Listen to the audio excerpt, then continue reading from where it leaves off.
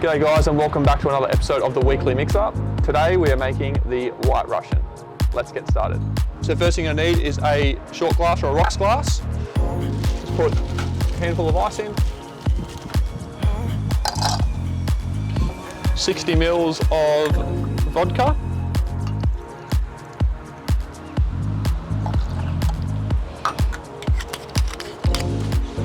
$60 mils of Kahlua.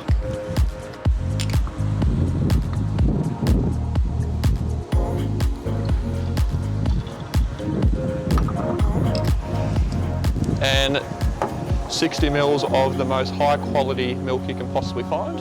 Today we are using Woolworths milk, 60 mils.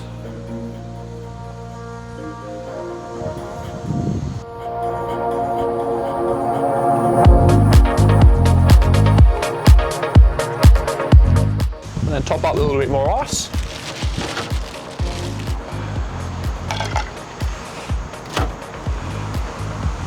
And there you have the White Russian.